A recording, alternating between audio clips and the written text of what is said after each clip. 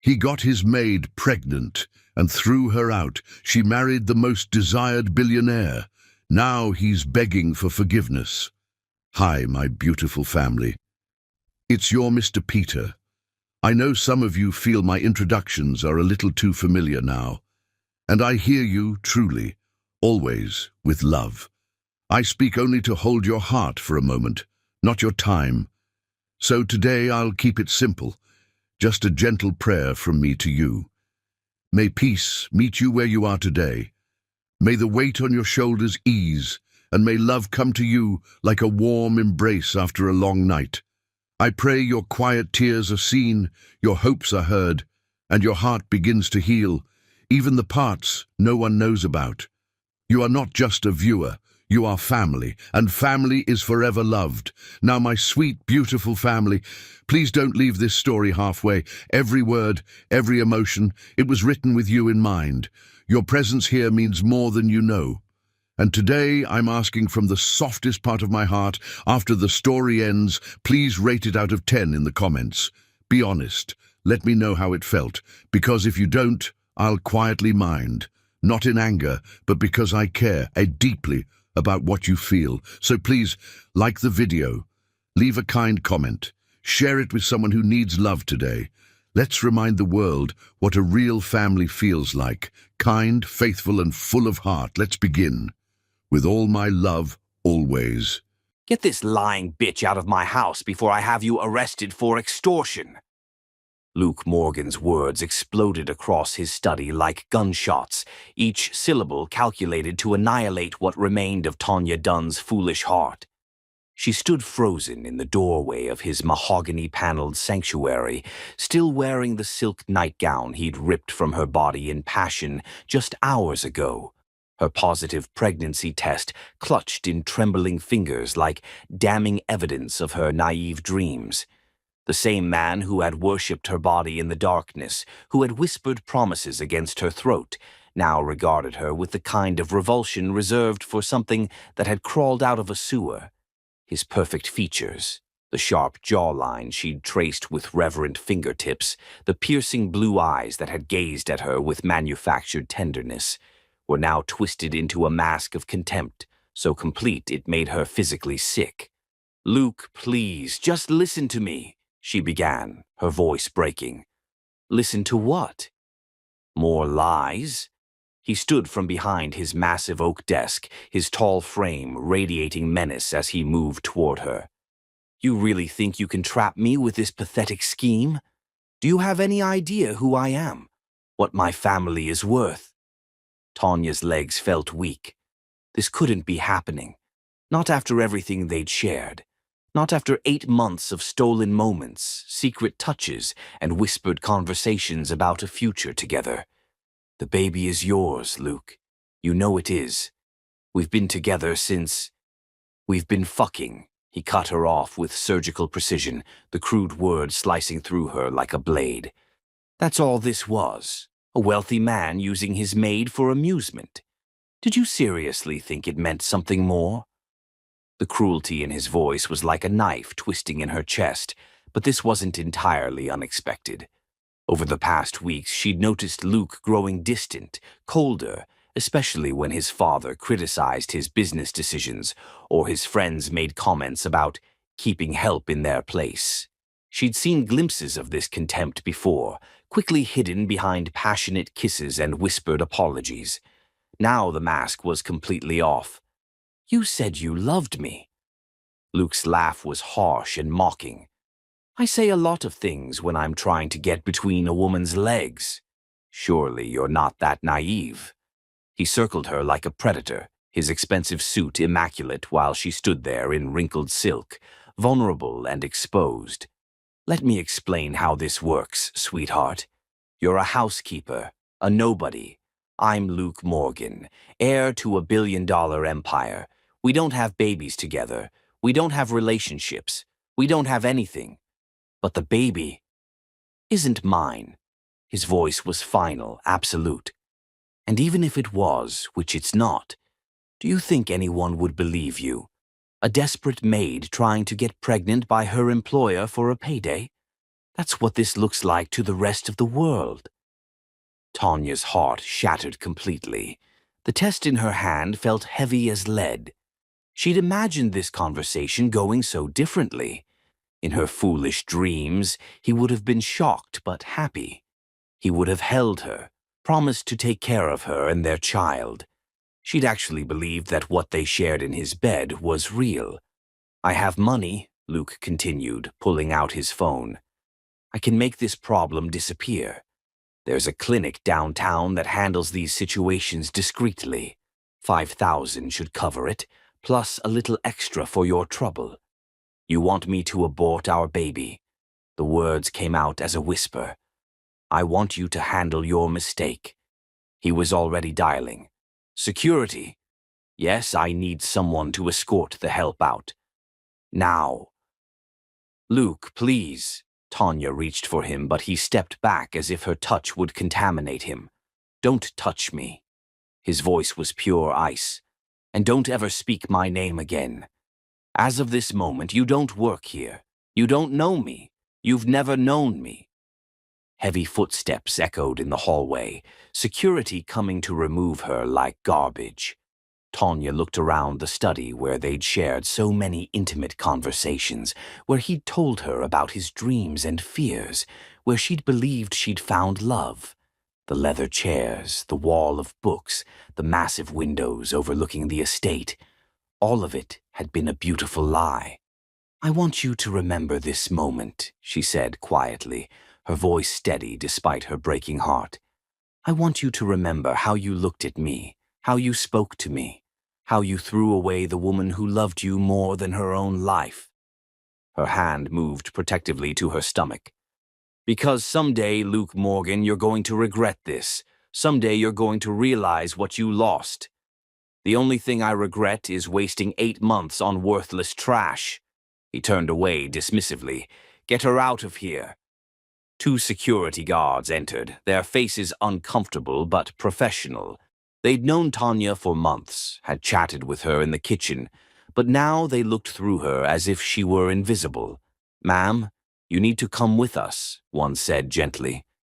As they escorted her out, Tanya took one last look at Luke. He'd already returned to his desk, acting as if she'd never existed, but she saw something flicker in his eyes. Was it regret? Doubt? It disappeared so quickly she might have imagined it. The mansion doors closed behind her with a final, echoing slam. Tanya stood on the steps where she'd first arrived 9 months ago, full of hope and determination. Now she had nothing but the clothes on her back and a baby growing inside her. But as she walked away from the only home she'd known, something dark and powerful bloomed in her chest alongside the pain. Luke Morgan had made the biggest mistake of his life today. He'd thrown away something precious and irreplaceable, and someday, somehow, she would make sure he understood exactly what that cost him. The broken girl walking down the driveway would not be the same woman who returned. And when she did return, Luke Morgan would discover that some betrayals come with a price he could never afford to pay. Chapter 2. Broken and Desperate. The rain hammered against the cracked windshield of Tanya's 15-year-old Honda Civic as she sat in the Walmart parking lot, counting the crumpled bills in her wallet for the 4th time that hour. $43.16.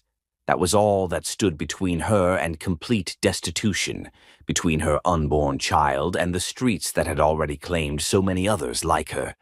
2 months had passed since Luke Morgan destroyed her world, and every day had been a spiral into deeper hell. The pregnancy was showing now, a definite bump that made finding work impossible. Even fast food restaurants took one look at her condition and found excuses to send her away. The few cleaning services that had initially seemed interested suddenly had no openings once they noticed her expanding waistline. It was as if her pregnancy made her radioactive, untouchable, a liability no one wanted to risk. Her stomach cramped with vicious hunger as she eyed the McDonald's across the street, the golden arches mocking her with promises of warmth and food she couldn't afford. She'd eaten nothing but stale crackers and tap water for 3 days, rationing what little food remained with the precision of someone who understood that every crumb might be her last. The crackers came from a gas station dumpster, day-old packages the clerk had thrown away, but were still edible if she ignored the shame of it. But the baby needed proper nutrition. The baby needed everything she couldn't provide. The car's heater had died weeks ago, and the December cold seeped through every gap in the worn interior, like icy fingers determined to drain what little warmth remained in her body. Tanya pulled her thin coat tighter around her shoulders, a threadbare jacket she'd bought at Goodwill with the last of her savings, and tried not to think about the heated floors of the Morgan mansion, the gas fireplace in her former room, the warm meals served on china plates in the staff dining room. Her phone buzzed with its electronic death rattle, another rejection text from a cleaning service. Position has been filled. Thank you for your interest. The 15th rejection this week. Every employer asked for references, and Luke had made sure she'd never get a decent one. His poison had spread through the city's elite social circles like wildfire, whispered warnings at country club lunches and charity events. That girl who used to work for the Morgans. Don't hire her. She's unstable. A liar. Tried to trap poor Luke with a fake pregnancy claim. The lies burned worse than the hunger. Not fake. Never fake. She still had the medical records from the clinic, the blood tests that proved beyond doubt what Luke refused to acknowledge. But his word carried weight in their insular world, and hers carried nothing at all. "Excuse me, miss." Tanya looked up to see a security guard tapping on her window, his breath forming little clouds in the frigid air. Her heart raced. She'd been parking here every night for a week, moving between this lot and 2 others, trying to stay warm and safe. This was the closest thing to shelter she had, and even this small mercy was being taken away. She rolled down the window, wincing as cold air rushed in like an Arctic assault. "Yes, officer." "Ma'am, you can't sleep here. Store policy. You need to move along." His voice was stern but not unkind, the tone of someone who'd had this conversation many times before with many desperate people. "I understand. I was just—" Her voice caught, betraying her desperation. Where could she go? The homeless shelters had waiting lists that stretched for months, and most didn't take pregnant women anyway. The few that did were in neighborhoods where a young woman alone wouldn't last the night. "Could I just stay until morning? I won't cause any trouble, I promise." The guard's expression softened slightly when he noticed her condition, his eyes taking in the obvious signs of her pregnancy and the hollowed look of someone who hadn't eaten properly in weeks. He probably had a daughter her age, maybe grandchildren on the way. "Look, lady, I'm sorry, but I could lose my job. There's a women's shelter about 10 miles south on Route 9. They might have space." Tanya nodded, not trusting her voice. She'd already been to that shelter twice, once last week and once the week before. They were full, with a waiting list that the harried social worker estimated would take 6 months to clear. But she couldn't tell him that. Couldn't admit that she had absolutely nowhere else to go, that she was completely and utterly alone in a world that seemed determined to crush her. As she drove away, her gas gauge hovering just above, empty like a countdown to disaster, Tanya felt the baby flutter inside her. The first time she'd felt definitive movement, and it should have been magical, a moment of wonder in the darkness. Instead, it filled her with crushing guilt. What kind of life could she give this child? What kind of mother was she if she couldn't even feed herself, couldn't provide basic shelter, couldn't offer anything but poverty and despair? The thought that had been haunting her for weeks crept back in with renewed force. Luke's offer of $5,000 to handle the situation. The clinic he'd mentioned so casually, as if terminating a pregnancy was no more significant than scheduling a haircut. It would be so easy. end the pregnancy, take the money, disappear to another city where the Morgan name meant nothing, and she could start over without the burden of a child she couldn't support. But every time she seriously considered it, rage flared in her chest like a living thing. This baby was the only proof that what they'd shared was real, even if he wanted to deny it. This child was the only thing Luke couldn't take away from her, couldn't dismiss or destroy with his casual cruelty. Aborting would be letting him win completely, erasing the last evidence of the love she'd believed in so desperately. Her phone rang, the shrill sound making her jump and nearly swerve into the next lane. The caller ID showed her sister Keisha's number, the sister who lived 3 states away with her own family and problems, who sent occasional care packages and called every few weeks to check in. Tanya had been avoiding her calls for weeks, too ashamed to admit how far she'd fallen, too proud to beg for help she knew Keisha couldn't afford to give. "Hey, Kesh," she answered, working hard to keep her voice light and normal. "Girl, where have you been? I've been calling you for days." Keisha's warm voice was like a lifeline thrown to a drowning woman. "How's that fancy job going? Still living in that mansion with all those rich folks?" Tanya's throat closed up completely. She couldn't tell her sister the truth, couldn't admit that she'd been stupid enough to fall for her employer, naive enough to believe a rich man could love a poor girl, weak enough to let herself be used and discarded like trash. Keisha had warned her about getting too close to the people she worked for, about remembering her place and keeping professional boundaries. She'd been right, and Tanya had been spectacularly wrong. Things are complicated right now. The understatement of the century, delivered in a voice that shook despite her best efforts. Complicated how? "Tanya, you sound weird. What's going on? Are you sick?" The concern in Keisha's voice made tears well up in Tanya's eyes. Her sister knew her too well, could hear the distress despite her attempts to hide it. "I'm just tired."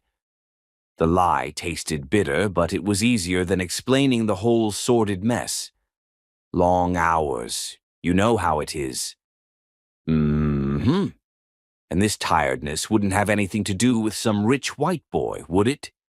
"I know that tone, sis. I've heard it before when you get your heart involved where it doesn't belong." Tanya's eyes filled with tears. Keisha knew her too well, could read her like an open book even across state lines and through a phone connection. But she couldn't burden her sister with this mess. Keisha had 3 kids of her own and a husband who barely made ends meet, working double shifts at the plant. The last thing she needed was Tanya's drama dropping into her already complicated life. "I'm fine, Kesh, really. I just need to get some sleep." "You better be telling me the truth, Tanya Marie Dunn, because if some man is giving you trouble, you know I'll drive down there and handle his ass myself. And you know I mean it." Despite everything, Tanya smiled. She could picture her sister, all 5 feet 2 inches of her, squaring up to Luke Morgan in his expensive suit, ready to fight for family the way she always had. "I know you would. I love you." "Love you too, baby girl, but I'm worried about you. You don't sound right." "Are you sure you don't need me to come down there?" "I'm sure. I'll call you tomorrow, okay?" "You better." "And Tanya? Whatever's going on, whatever kind of trouble you're in, it's not permanent. You hear me? You're stronger than you know, and you'll get through this." After hanging up, Tanya sat in the parking lot of a closed gas station and finally let herself cry. Great, heaving sobs that shook her entire body and seemed to come from somewhere so deep inside her that she wondered if they would ever stop. She cried for the naive girl who'd believed in fairy tales and happy endings. She cried for the baby who deserved so much more than a broken mother with nothing to offer. She cried for the future she dreamed of that would never exist.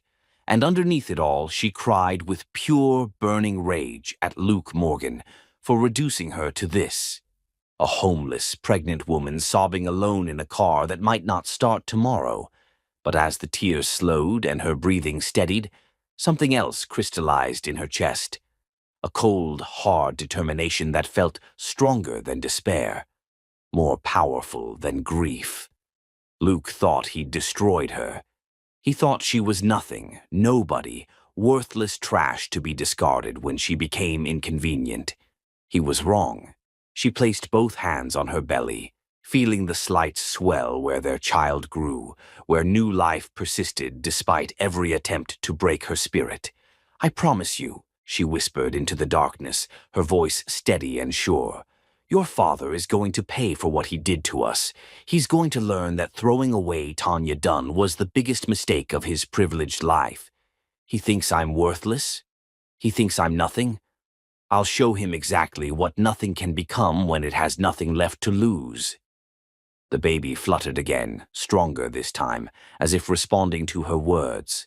Tanya took it as agreement, as a sign that she wasn't alone in this fight. She started the car, ignoring the way the engine coughed and protested, and drove toward the city lights. Somewhere out there was her future, uncertain, terrifying, but hers to claim. Luke Morgan had no idea what was coming for him. But someday, somehow, he would learn that some women don't break under pressure. They transform into something far more dangerous than their destroyers ever imagined possible. The broken girl crying in the Walmart parking lot was about to become someone else entirely, someone Luke Morgan would regret underestimating for the rest of his miserable life. Chapter 3. The Savior. The world tilted sideways as Tanya stumbled on the icy sidewalk outside the Grand Meridian Hotel, her vision blurring as black spots danced at the edges like vultures circling prey. Her body had finally surrendered to weeks of malnutrition and exhaustion, the cold December air cutting through her threadbare coat like knives. She'd been walking for hours, trying to stay warm, trying to find somewhere, anywhere, that might offer shelter for just one night. The irony wasn't lost on her that she was collapsing outside one of the city's most exclusive hotels, a place where a single night's stay cost more than she'd made in a month at the Morgan Mansion. Through the floor-to-ceiling windows, she could see the warm glow of crystal chandeliers, wealthy guests in designer clothes, sipping champagne and discussing their comfortable problems while she froze to death on their doorstep. "Please," she whispered to no one, her hand instinctively protecting her belly as she felt herself falling. The baby, Luke's baby that he'd refused to acknowledge, needed her to survive this. "Please, not the baby." Strong arms caught her before she hit the concrete, pulling her against a solid chest that smelled of expensive cologne and winter wind. Through her haze, she heard a deep voice, commanding and genuinely concerned. "Christ, she's hypothermic. Call an ambulance. Now." "No," Tanya managed to gasp, struggling weakly in the stranger's arms.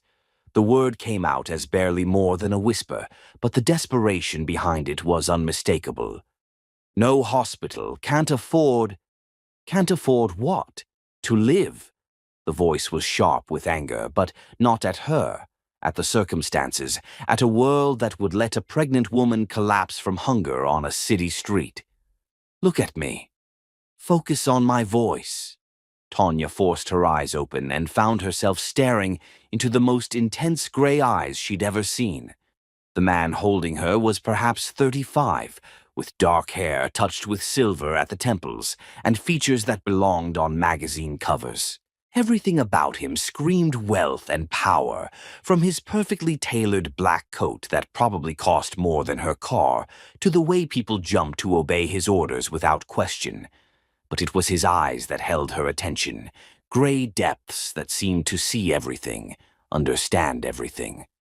"What's your name?" he asked, his voice gentler now, though she could sense the steel beneath the silk.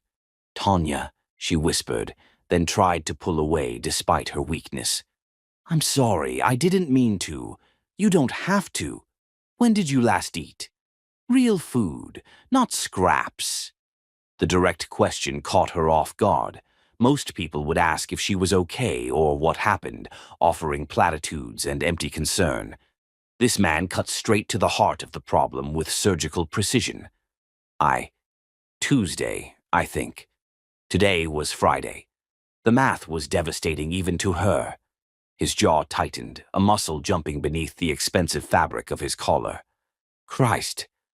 Marcus, forget the ambulance. Bring the car around. We're taking her somewhere safe. Sir, perhaps we should call the authorities. Another voice began, probably hotel security trying to remove the homeless woman from their pristine entrance. The authorities? The man's voice turned deadly cold, the kind of tone that could freeze blood in veins. A pregnant woman is collapsing from hunger on our city's streets, and you want to call the authorities? What authorities? The ones who created this situation by failing her in the first place. Bring the fucking car. Tanya found herself being lifted effortlessly and carried toward a sleek black Bentley that had appeared as if by magic. The man holding her moved with the fluid grace of someone accustomed to command, to having his orders followed without question. The leather seats were warm and soft, a stark contrast to the torn fabric of her Honda. The interior smelled of luxury, real leather, expensive wood polish, and the faint scent of money that seemed to permeate everything the wealthy touched. The plaza, the man told his driver, settling beside her with careful precision. And call ahead. I want their best suite prepared and a private doctor standing by. Full medical staff. Whatever she needs. I can't, Tanya finally managed, her voice stronger now that she was warm. I can't pay for any of this. He looked at her with those piercing gray eyes, and she felt exposed, as if he could see every secret she carried, every shame she'd endured. Did I ask you to pay? But I don't even know who you are. Damon Cross. He said it simply, as if the name should mean something to her. And suddenly, it did. Damon Cross, the tech mogul whose company, Cross Industries, had been making headlines for months. Luke had raged about him countless times over dinner, calling him a ruthless bastard who'd stolen multiple deals from Morgan Enterprises. According to Luke, Damon Cross was everything wrong with new money, aggressive, unpredictable, and completely without respect for old family traditions. He'd built his empire from nothing, clawing his way up from poverty to become one of the most powerful men in America. Why are you helping me? She asked, suspicious despite her desperate situation. In her experience, powerful men didn't help women like her without expecting something in return. Because you need help. His answer was matter-of-fact, delivered without pretense or manipulation. And because I've been where you are. I doubt that. Tanya looked around the luxurious car interior, taking in details that represented more wealth than she'd ever imagined. I don't think you've ever been homeless. Something dark flashed across his features, a shadow of old pain that transformed his face from merely handsome to genuinely human. You'd be surprised. 20 years ago, I was sleeping under bridges, stealing food to survive. I know what it's like to be invisible, to have the world look through you like you don't exist. The only difference between you and me is opportunity and time. There was truth in his voice, the kind of authenticity that couldn't be faked. This man knew hunger, knew desperation, knew what it felt like to be discarded by a world that measured worth in dollar signs. The revelation made her feel less alone, less like the only person who'd ever fallen so far. The car pulled up to the Plaza Hotel, where uniformed staff waited on the sidewalk like an honor guard. Tanya had walked past this place dozens of times, but never imagined she'd enter it. The lobby was all marble and gold, intimidatingly elegant. She was acutely aware of her thrift store clothes and unwashed hair, of the way she must look to these people who lived in a world of endless luxury. Mr. Cross, your suite is ready, the manager said with barely concealed curiosity about Tanya.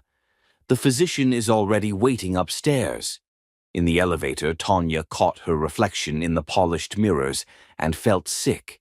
She looked like exactly what she was, a desperate, broken woman who'd lost everything. Her hair hung limp and unwashed, her clothes were wrinkled and stained, her face was gaunt from hunger and stress. What must this powerful man think of her? "Stop," Damon said quietly. "Stop what?" "Whatever you're thinking about how you look or what I think of you. I see strength, not weakness, survival, not failure." His gray eyes met hers in the mirror. "I see someone who's been knocked down but hasn't given up. That's rarer than you might think." The suite was larger than some apartments she'd lived in. Floor-to-ceiling windows overlooked Central Park, and the furniture probably cost more than she'd made in a year at the Morgan Mansion. A distinguished older man in a white coat stood waiting with a medical bag, his expression professional but kind. "This is Dr. Harrison," Damon explained. "He's going to make sure you and the baby are okay." The examination was thorough but gentle. Dr. Harrison's expression grew increasingly concerned as he checked her blood pressure, listened to the baby's heartbeat with equipment that looked like it belonged in a space program, and reviewed the basic health questions that revealed the extent of her malnutrition. "Severe malnutrition and dehydration," he told Damon quietly, though Tanya could hear every word. "Another few days and we could have lost both mother and child. She needs immediate IV fluids and careful nutrition management.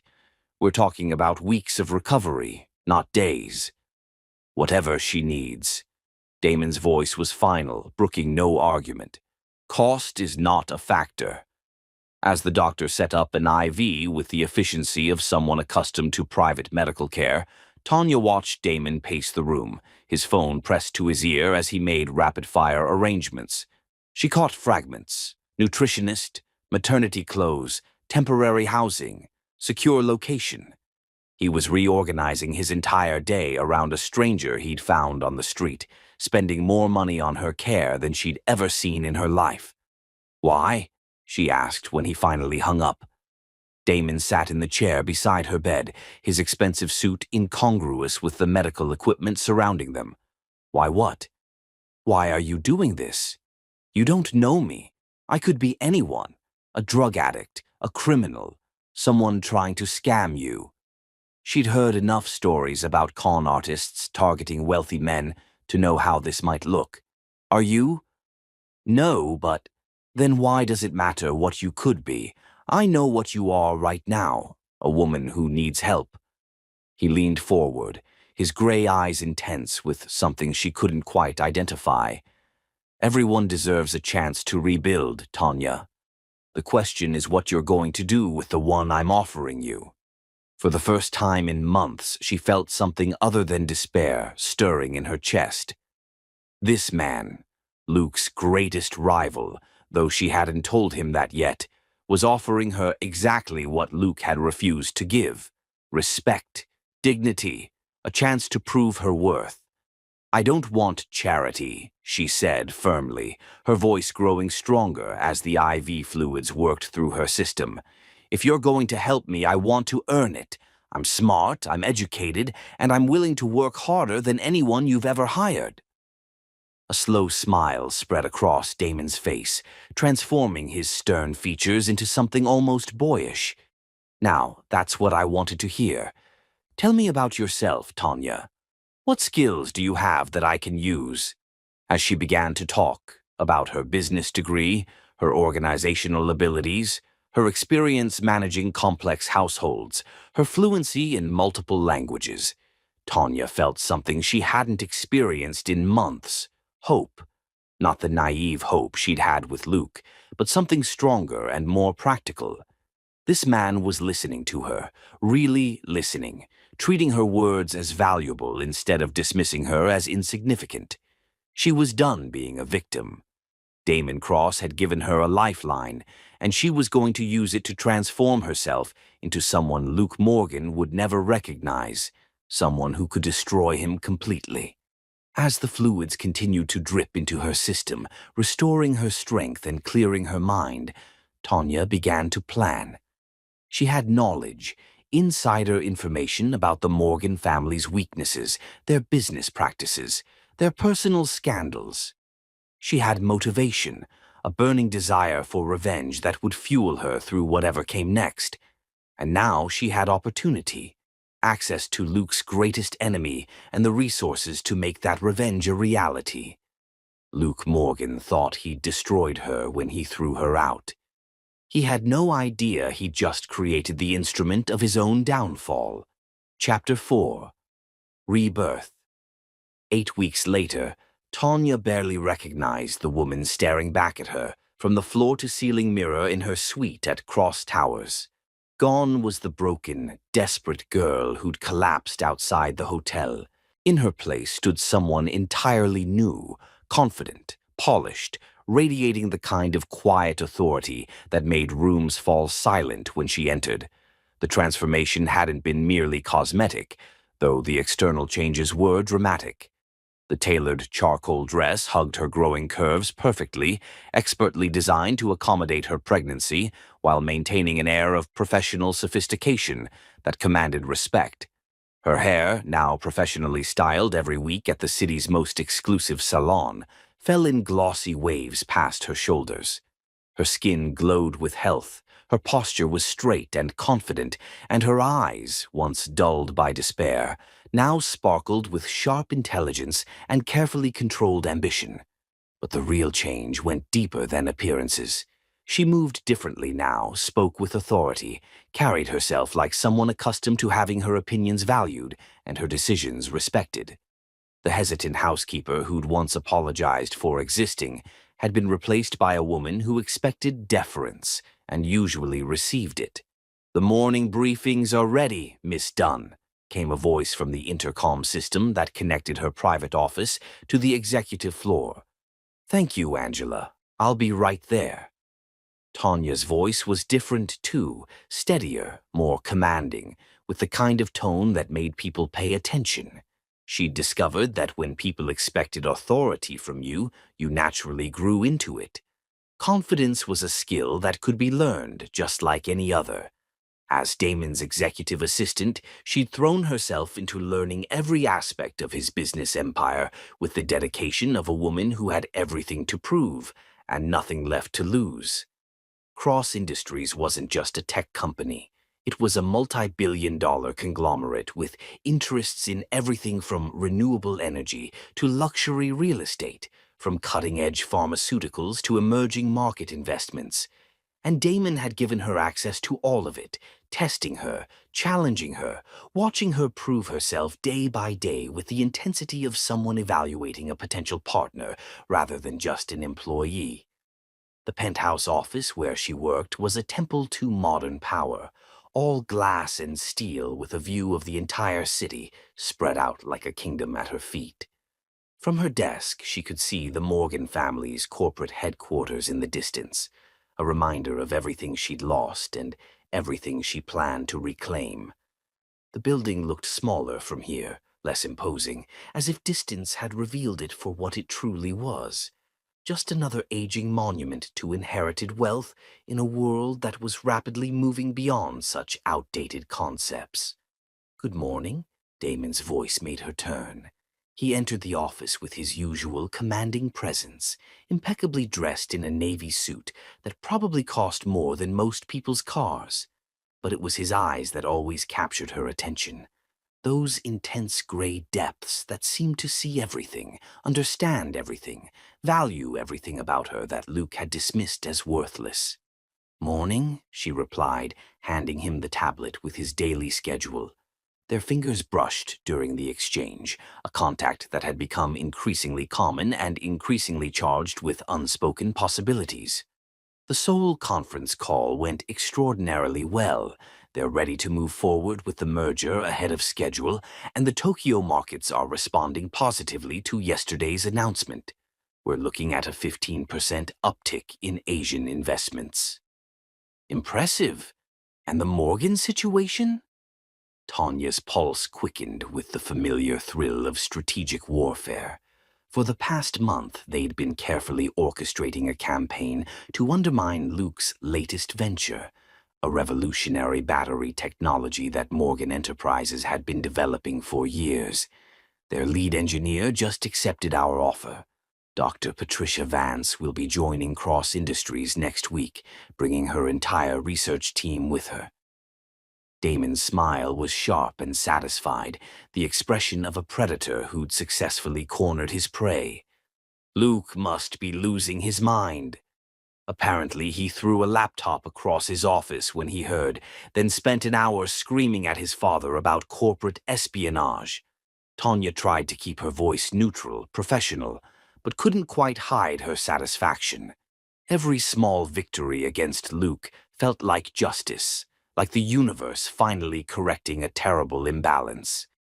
"You're enjoying this," Damon observed, moving closer until she could smell his cologne, feel the heat radiating from his body.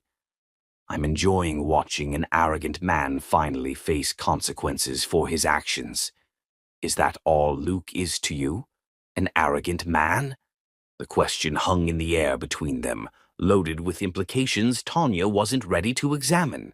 Over the weeks, she'd shared pieces of her story with Damon, the pregnancy, the betrayal, the homelessness, but she'd never spoken Luke's name, never admitted that her desire for revenge was deeply personal and all-consuming.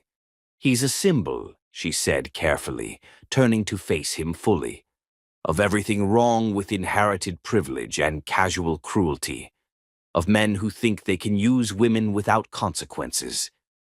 Damon studied her for a long moment, his gray eyes searching her face as if trying to read secrets written in her expressions. "You know, when I first found you, I thought you were running from something. Now I realize you're running towards something. The question is, what?" Before she could answer, he moved past her to the windows, his presence commanding the entire room even in silence. "I have a proposition for you." "What kind of proposition?" "Have dinner with me tonight. Not business dinner, a real one. Just the two of us." He turned back to her, his gray eyes intense with something that made her breath catch. "I want to know who Tanya Dunn really is when she's not being my perfect assistant." Tanya's breath caught. Over the past 8 weeks, their relationship had been strictly professional, though she'd be lying if she said she hadn't noticed the way he looked at her sometimes. The way conversations would pause when their hands accidentally touched during document exchanges.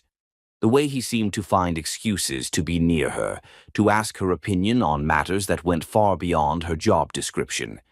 There was an electricity between them that grew stronger every day, a tension that had nothing to do with business and everything to do with the undeniable attraction of two powerful people recognizing each other as equals. "Damon, I don't think that's—" "Why? Because you work for me?" He turned back to her, his gray eyes blazing with determination. "Or because you're pregnant with another man's child?" The direct question made her flinch. They'd never discussed the specifics of her pregnancy, never talked about the father who'd abandoned her. "Both. The pregnancy doesn't matter to me, Tanya. I've made that clear from the beginning." His voice was steady, certain. "And as for the work situation, I'm a billionaire who owns this company. I can date whoever I choose, and I choose you. It's not that simple." "It's exactly that simple." He moved closer, close enough that she could smell his cologne, feel the heat radiating from his body, see the flecks of silver in his gray eyes. "Unless you're still in love with him." "What?" No exclamation mark. The denial came out sharper than she intended, more vehement than was probably wise. "I hate him." Hatred and love are often two sides of the same coin.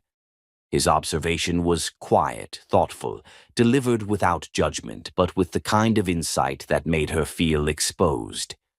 "Not in this case." Tanya's voice was firm, final. "Luke Morgan destroyed any feelings I ever had for him. He threw me away like garbage, denied his own child, and left me to die on the streets. Whatever I felt for him is dead and buried." Something flickered in Damon's expression, satisfaction perhaps, or relief. "Then have dinner with me. Let me show you how a real man treats a woman he respects." The comparison to Luke was obvious and intentional. Everything Damon had done since finding her had been the opposite of Luke's cruelty. Where Luke had hidden her away like a shameful secret, Damon had given her a position of prominence in his company. Where Luke had dismissed her intelligence, Damon challenged and valued her mind. Where Luke had discarded her when she became inconvenient, Damon had literally saved her life and then given her the tools to rebuild it better than before. "One dinner," she said finally. "One dinner," he agreed, but his smile suggested he was already planning many more. That evening, Tanya found herself in the back of Damon's Bentley, wearing a stunning black dress that accommodated her growing belly while making her feel like a goddess. The transformation from homeless woman to billionaire's dinner companion would have seemed impossible just 2 months ago, but here she was, living proof that sometimes the most devastating falls can become the foundation for the most spectacular rises. The restaurant he'd chosen was exclusive enough that they probably had a months-long waiting list, but the maitre d' had greeted Damon by name and led them to a private table overlooking the city lights.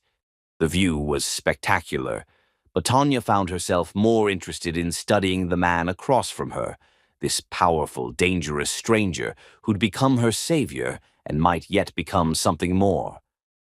"You're nervous," Damon observed as they settled into their seats. "A little," she admitted. "It's been a while since I've done this." "What, eaten dinner?" She laughed despite herself, a sound that felt rusty from disuse. "Been on a date. The father of my baby wasn't exactly the dating type." "What type was he?" The question was casual, but Tanya sensed the sharp intelligence behind it. Damon was fishing for information, trying to piece together the story she'd only told him in fragments. She could see him cataloging every detail, building a profile of the man who'd hurt her. "The using type," she said simply. "The kind of man who takes what he wants and throws away what he doesn't need. His loss is my gain." The simple statement, delivered with such certainty, made Tanya's heart skip. When was the last time a man had looked at her like she was a prize instead of a burden? As the evening progressed, she found herself relaxing in ways she hadn't in months. Damon was a brilliant conversationalist, moving effortlessly from business to art to literature with the kind of educated ease that came from genuine curiosity about the world. He listened when she spoke, asked thoughtful questions, and treated her opinions as if they mattered. As if she mattered. "You're different from what I expected," she said over dessert. "Different how?" "Luke always said you were ruthless, a shark who destroyed everything in your path." Damon's smile was predatory, dangerous, and somehow incredibly appealing. "Luke Morgan isn't wrong about that. I am ruthless when I need to be. The difference is, I protect what's mine." The possessive note in his voice sent heat through her body like electricity. "And what's yours?" "That remains to be seen." His eyes held hers across the table, gray depths that seemed to hold promises and threats in equal measure. "But I have a feeling I'm about to find out." As they drove back to Cross Towers, Tanya found herself studying Damon's profile in the dim light. He was everything Luke wasn't. Self-made instead of inherited wealth, genuine instead of pretentious, protective instead of destructive. Where Luke had been beautiful but ultimately hollow, Damon was beautiful and substantial, a man who'd built an empire through intelligence and determination rather than accident of birth. "Thank you," she said as they reached her floor.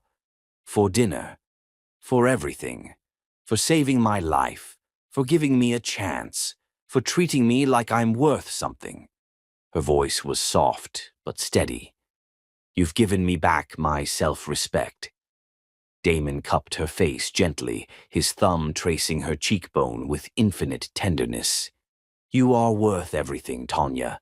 The man who threw you away is an idiot who's going to spend the rest of his life regretting his stupidity."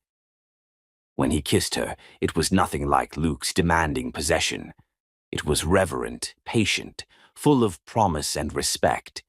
When they broke apart, Tanya felt like she was finally, truly alive again. Not just surviving, but thriving. "Good night," Damon whispered against her lips.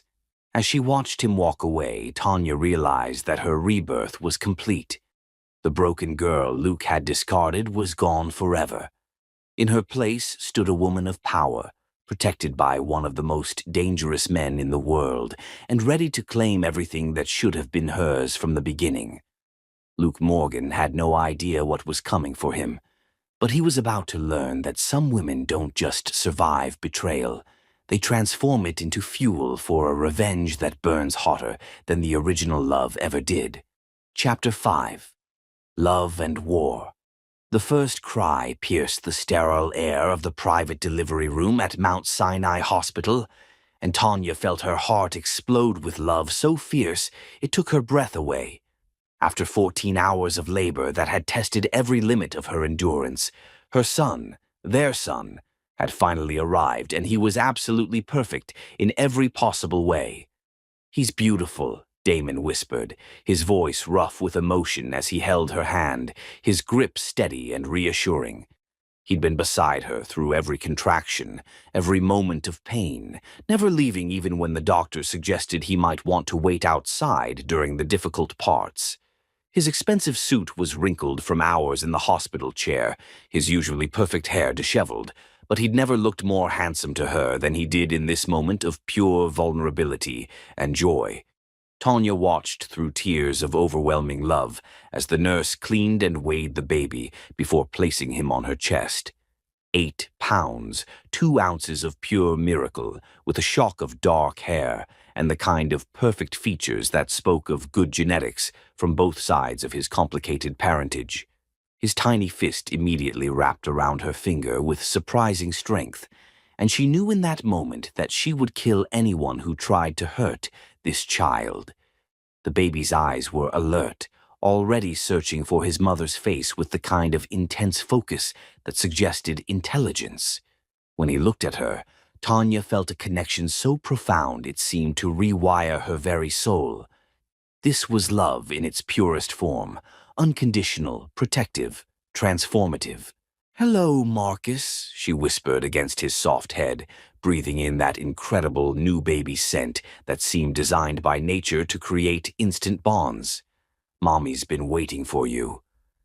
"Marcus Cross," Damon said firmly, and when Tanya looked up at him in surprise, his gray eyes were blazing with determination that brooked no argument. "If you'll let me adopt him, legally, completely, I want to be his father in every way that matters, not just emotionally, but officially.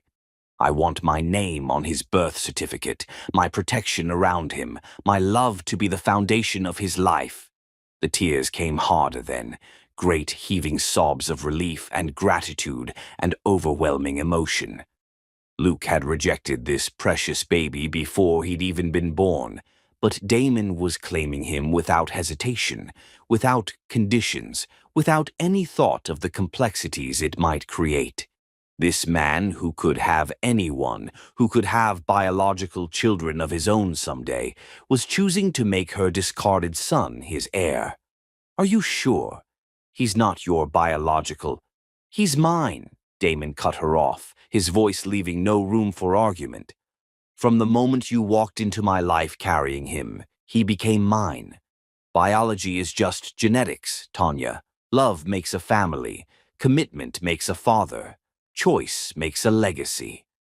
3 days later, as they settled into the nursery Damon had created in his penthouse, Tanya marveled at how completely her life had transformed.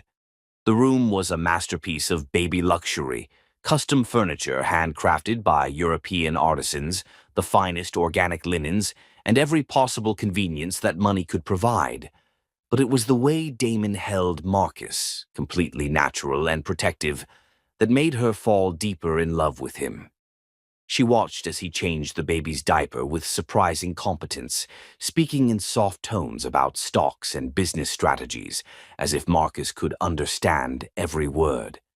"You see, little man, The key to successful negotiations is understanding what the other party values most, he murmured, securing the diaper tabs with gentle precision. Your biological father values appearances over substance, tradition over innovation. That's going to be his downfall. There's something I need to tell you, Tanya said as they watched Marcus sleep in his crib, his tiny chest rising and falling with the peaceful rhythm of innocence. She'd been planning this conversation for weeks, knowing that complete honesty was necessary if they were going to build something real together. Damon turned to her, immediately alert. What is it? Tanya took a deep breath, gathering her courage. It was time for complete honesty. I know who Marcus's biological father is, and you know him too. Who? Luke Morgan. The silence that followed was deafening. Damon's expression went through several phases: surprise, understanding, and finally a cold fury that made him look genuinely dangerous. The temperature in the room seemed to drop several degrees as he processed the implications. Luke Morgan, he repeated slowly, each syllable delivered like a death sentence. The heir to Morgan Enterprises, my biggest competitor. Yes. You were his housekeeper. Yes. And he threw you out when you told him you were pregnant. Tanya nodded, watching carefully for his reaction. She'd fallen in love with Damon over these past months, but she needed to know if this revelation would change everything between them. Some men's pride couldn't handle the complexities of loving a woman who'd been discarded by their rival. Damon walked to the window overlooking the city, his hands clasped behind his back, in a gesture she'd learned meant he was thinking strategically. When he spoke, his voice was deadly calm. Tell me everything. So she did. The whole sordid story poured out of her, how Luke had seduced her, made her believe she meant something to him, then discarded her like trash when she became inconvenient. She told him about the cruel words, the security guards, the months of homelessness and desperation. She held nothing back, giving him every detail of her humiliation and Luke's cruelty. When she finished, the silence stretched between them like a taut wire ready to snap. He called my son a mistake, Damon said finally, his voice so cold it made her shiver. Damon. He turned back to her, and the expression on his face was terrifying in its intensity. Do you know what I do to people who hurt what's mine, Tanya? What do you mean? I destroy them. His smile was sharp as a blade, predatory and promising. Completely, utterly, systematically, I make them disappear from relevance so thoroughly that people forget they ever existed. I don't want your pity. Pity? Damon laughed, but there was no humor in it. This isn't about pity. This is about justice. Luke Morgan threw away the most precious things in my world, you and Marcus. He's going to learn what that costs. He moved to her then, pulling her into his arms with infinite gentleness, despite the rage radiating from him. I've been in love with you for months, Tanya. I've been planning to propose since before Marcus was born. Learning that his biological father is my greatest enemy doesn't change that. It just gives our future together a satisfying sense of poetic justice. You've been planning to propose. Instead of answering, Damon dropped to one knee right there in the nursery, pulling out a ring box that made Tanya gasp. The diamond was enormous, flawless, and surrounded by smaller stones that caught the light like captured stars. It was the kind of ring that belonged in museums, worth more than most people's houses. Tanya Dunn, you are the strongest, most brilliant woman I've ever known. You've made me believe in love, in family, in building something beautiful instead of just destroying my enemies. His voice was steady, sure, filled with conviction that left no room for doubt. Marry me. Be my wife, my partner, my equal in everything. Let me spend the rest of my life proving that you and Marcus are the most valuable things in my world. Yes, she whispered, then louder, her voice ringing with certainty. Yes, absolutely yes. As he slipped the ring onto her finger, Marcus stirred in his crib, making soft baby noises that sounded almost like approval. The weight of the ring felt perfect on her finger, substantial and real and permanent. "There's one condition," Damon said as he stood, pulling her close. "What?" "I want Luke Morgan to know. I want him to see exactly what he threw away.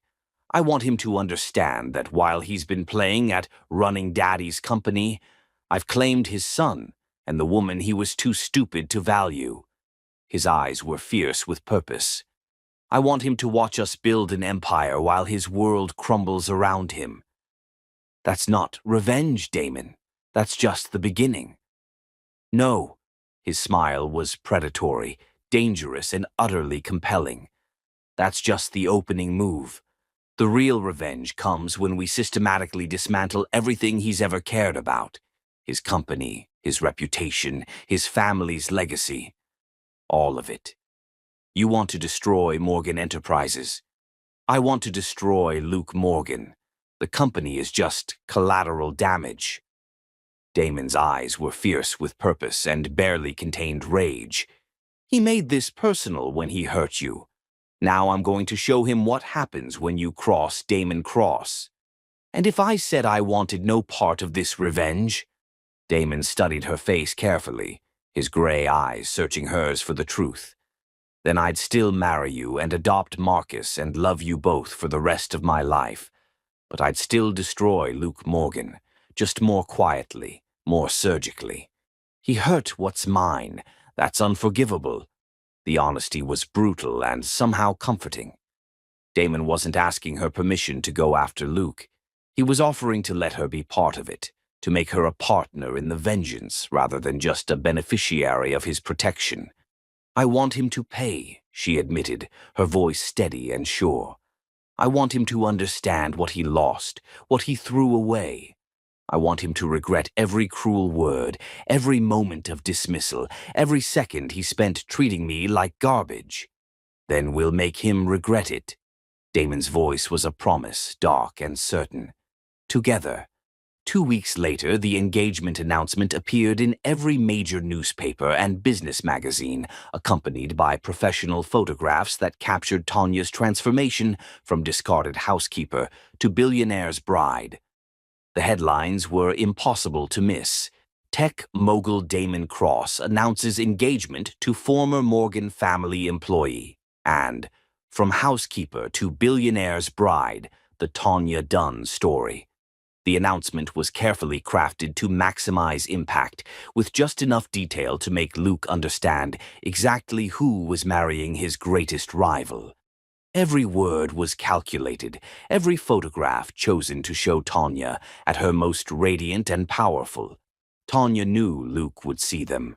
Everyone in their insular social circle would make sure of it, would watch his face as he realized exactly who Damon Cross was marrying.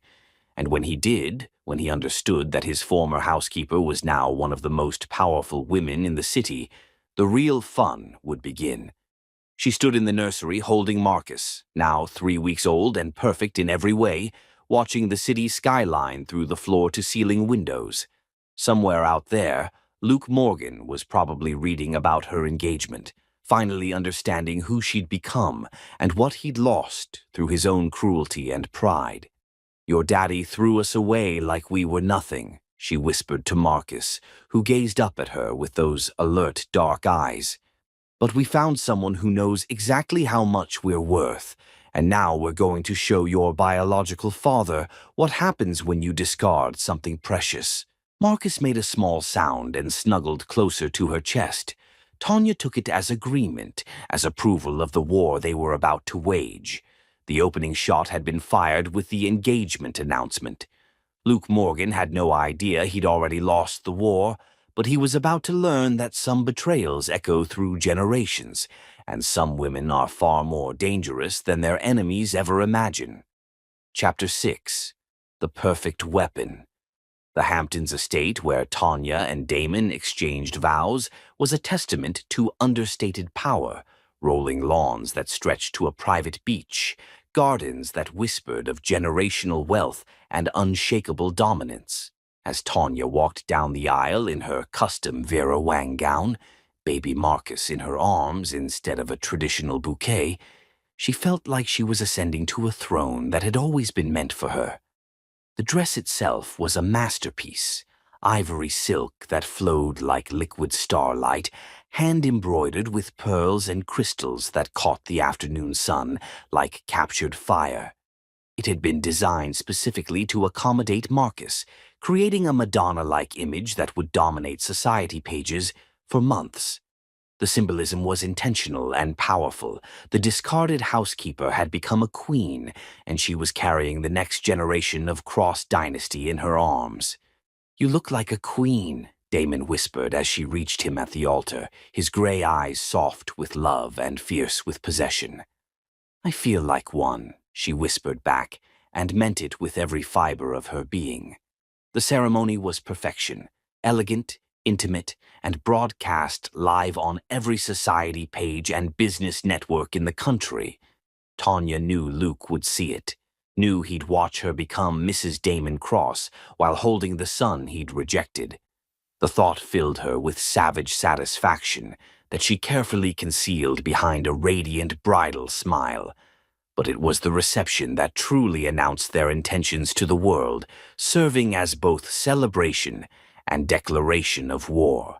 "Ladies and gentlemen," Damon's voice carried across the crowd of billionaires, politicians, and media moguls as he raised his champagne glass, commanding attention with the natural authority of someone born to lead. "I want to thank you all for celebrating this incredible day with us. 2 years ago, I found my wife collapsed on a city street, pregnant and abandoned by a man too weak and stupid to recognize what he was throwing away." Murmurs rippled through the crowd like electricity. This wasn't typical wedding speech material, and everyone present understood they were witnessing something significant. "That man's cowardice gave me the greatest gifts of my life, Tanya and Marcus. And while I should probably thank him for his stupidity, I'm not that generous." Damon's smile was sharp as a blade, predatory and promising violence. "Instead, I'm going to show him exactly what happens when you discard something precious. Starting Monday, Cross Industries begins a new chapter of expansion that will reshape this entire industry." The applause was thunderous, but Tanya could see the calculating looks on faces throughout the crowd. Senators, CEOs, hedge fund managers, everyone understood the subtext. War had been declared, and they were choosing sides. As the reception continued, Tanya worked the room like the trained professional she'd become, moving through clusters of power brokers with the grace of someone born to this world. These people who'd once dismissed her as the help now sought her attention, recognizing her as one of the most powerful women in the country. She was gracious, charming, and carefully collected information that would prove useful in the coming battle. "Mrs. Cross," Senator Richardson approached with his wife, both trying to hide their curiosity behind polite smiles. "Congratulations on your marriage. Quite a remarkable transformation." "Thank you, Senator. Though I'd say it was less a transformation and more a revelation. I was always exactly who I am now. I just needed someone who could see it." The subtle dig at Luke was unmistakable, and she watched it register on faces around her.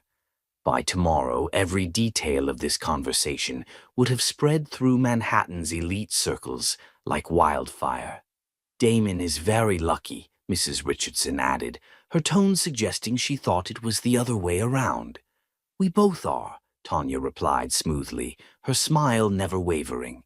"After all, the best partnerships are built on mutual respect and shared goals. Speaking of which, I understand Morgan Enterprises is bidding on the same renewable energy contracts as Cross Industries." The senator's expression became guarded. "I wouldn't know the details of specific bids. Of course not. I just find it fascinating how different companies approach innovation.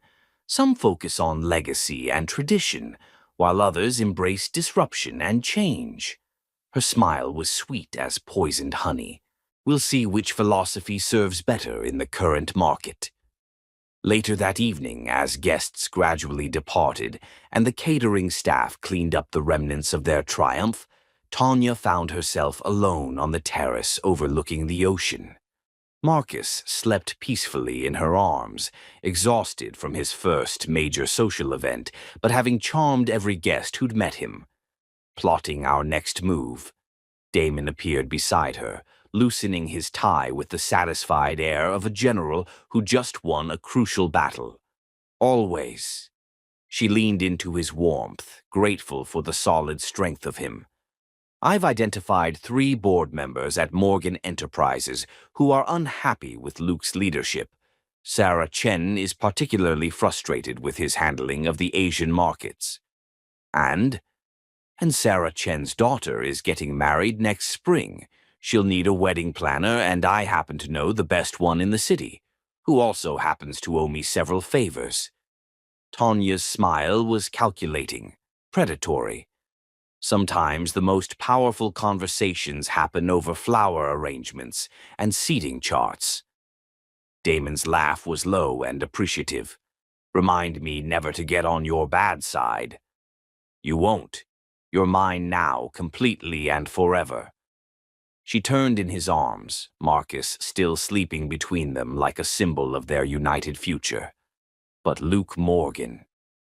He's going to learn that throwing away Tanya Dunn was like discarding a nuclear weapon that eventually found its way into enemy hands.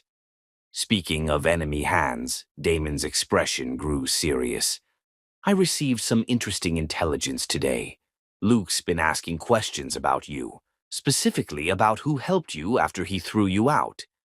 He knows it's you. Not yet, but he's close. My sources say he's been obsessing over the wedding coverage, trying to figure out how his former housekeeper became one of the most powerful women in New York. Damon's smile was grim. Apparently, he's spent considerable resources hiring private investigators to trace your movements from the time you left his house to now. Tanya felt a thrill of dark satisfaction. Good. I want him to know. I want him to lie awake at night thinking about what he lost, what he threw away so carelessly. He will. But we need to be careful. Luke's desperate now, and desperate men do stupid things that can hurt innocent people. Let him do something stupid. It'll just give us more ammunition. Tanya's voice was cold as winter, harder than the diamonds glittering at her throat. I've spent the last year learning every weakness in the Morgan family empire. I handled Luke's private correspondence, knew about their failed deals, overheard countless phone calls about their financial problems, their outdated technology, their reliance on old contracts, their board members' personal scandals. I documented it all while I worked there. And you want to use it. I want to systematically dismantle everything Luke thinks makes him important. His company, his reputation, his family's legacy. I want him to lose everything, the way I lost everything when he threw me out. Her voice carried the weight of months of planning, years of imagined revenge scenarios. I want him to understand what it feels like to have your entire world disappear overnight.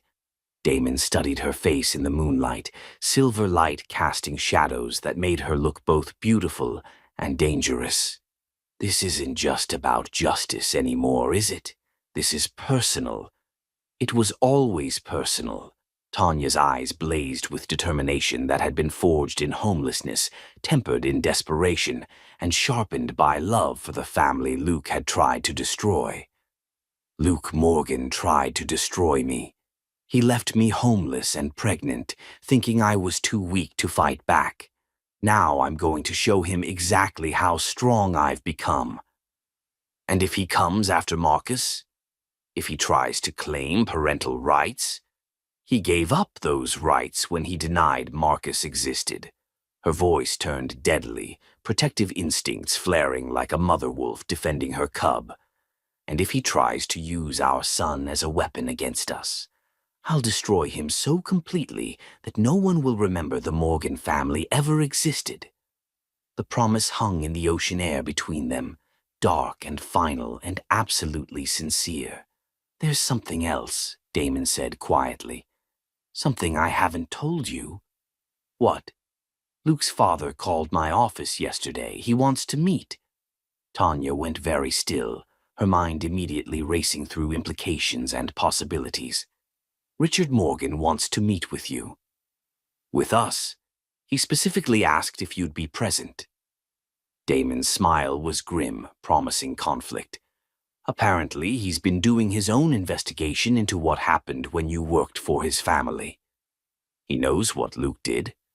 I think he's starting to figure it out, and I think he's very unhappy with his son. Damon's voice carried the satisfaction of someone watching enemy ranks fracture from within. Richard Morgan didn't build his empire by being stupid or blind. If he's reaching out to us, it means he sees which way the wind is blowing. Tanya's mind raced through the implications. Richard Morgan was the real power behind Morgan Enterprises, despite Luke's official position. If he was questioning Luke's actions, if he was reaching out to them directly. When does he want to meet? Next week. Neutral territory. The Metropolitan Club. We'll go. Her decision was instant and final, strategic instincts honed by months of careful planning. It's time the Morgan family learned that their throwaway housekeeper is now their biggest threat. As they walked back into the house, their empire, their kingdom, Tanya felt the weight of her transformation. 9 months ago, she'd been homeless and broken, living in her car and contemplating desperate measures. Now she was one of the most powerful women in America, married to Luke's greatest enemy, and holding weapons that could destroy everything Luke held dear. The revenge was no longer a fantasy or a distant goal. It was a carefully planned war, and she was perfectly positioned to win it. Every piece was in place, every ally secured, every weakness identified and catalogued. Luke Morgan was about to discover that some mistakes can never be forgiven, and some women are far more dangerous than their enemies ever imagine. The girl he'd discarded as worthless had become his destroyer, and she was just getting started. The war for his soul was about to begin, and Tanya Cross held all the weapons. Chapter 7. The Unraveling. Luke Morgan's hands shook violently as he stared at the newspaper spread across his mahogany desk, the same desk where he'd signed contracts that were supposed to secure his empire. Instead, everything was disintegrating, and he was drowning in the wreckage of his own making.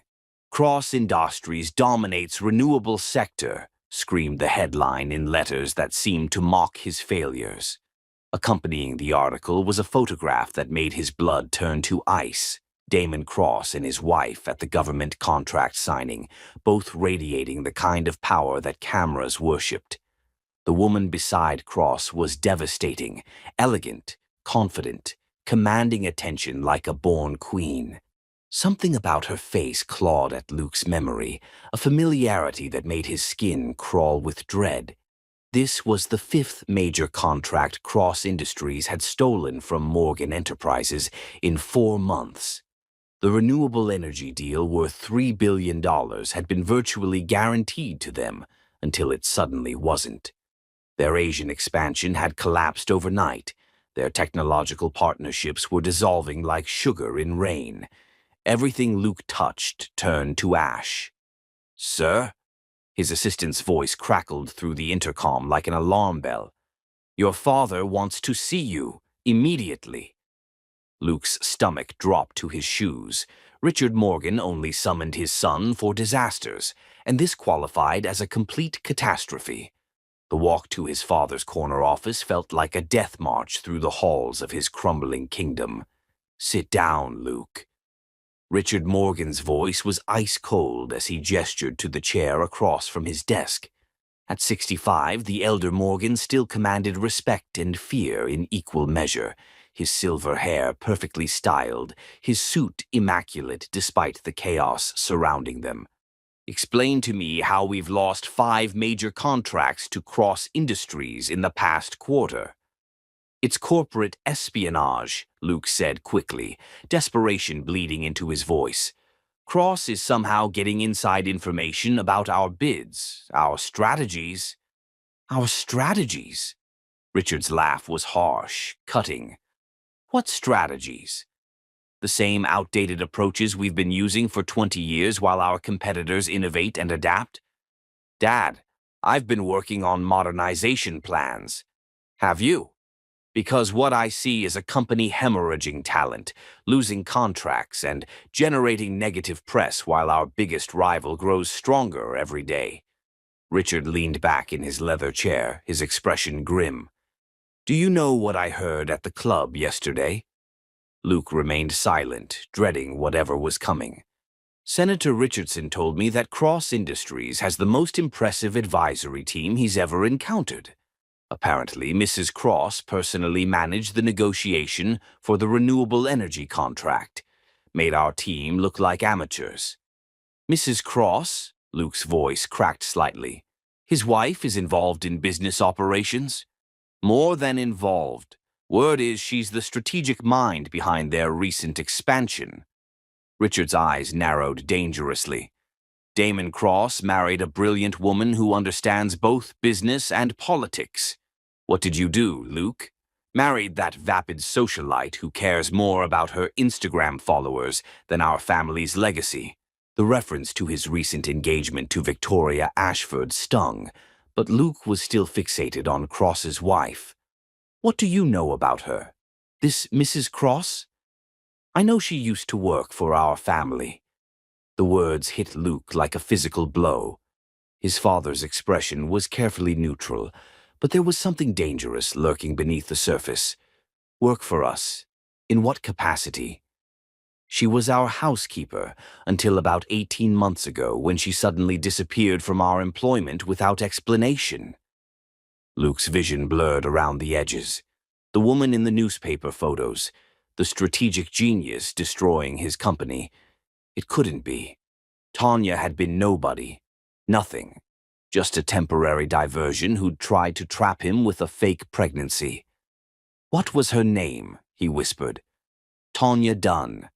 Now, Tanya Cross. Richard's voice was deadly quiet.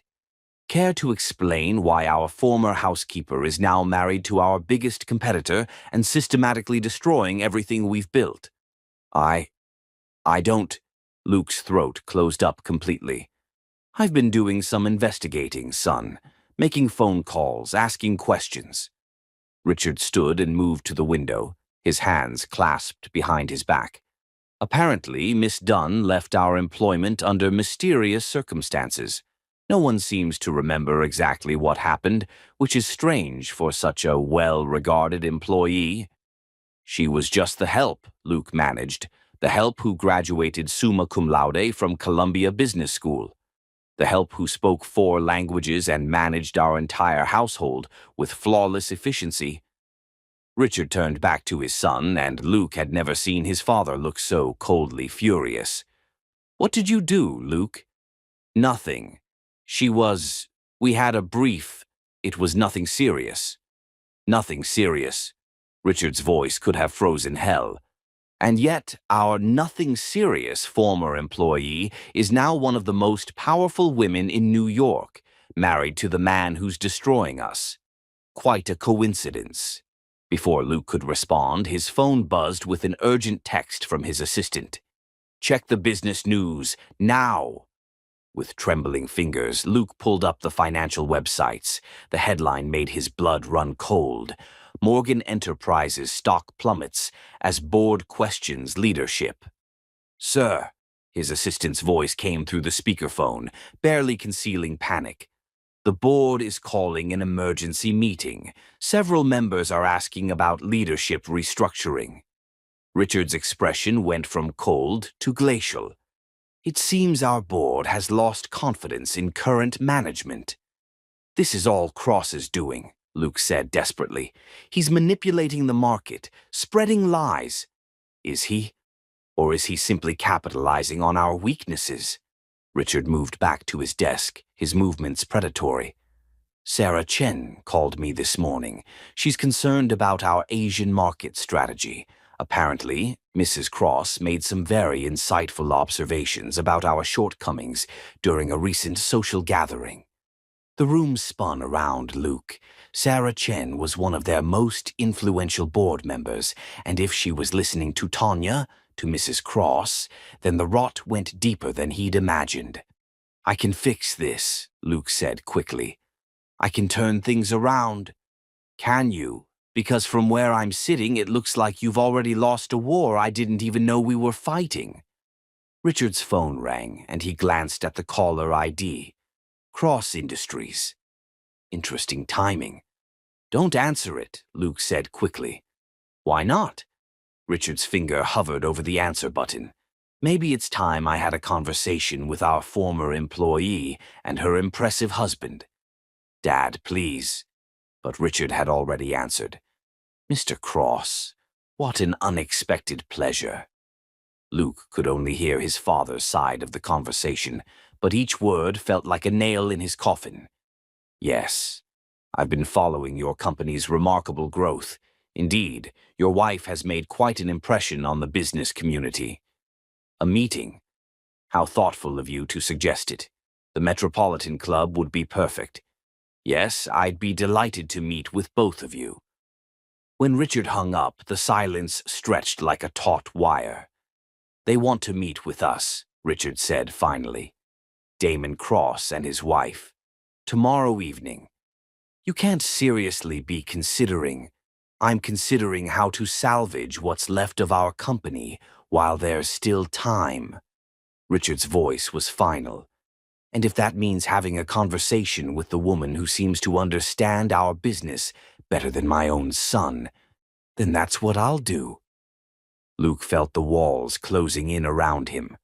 Tanya, brilliant, vengeful Tanya, was systematically destroying everything he'd taken for granted.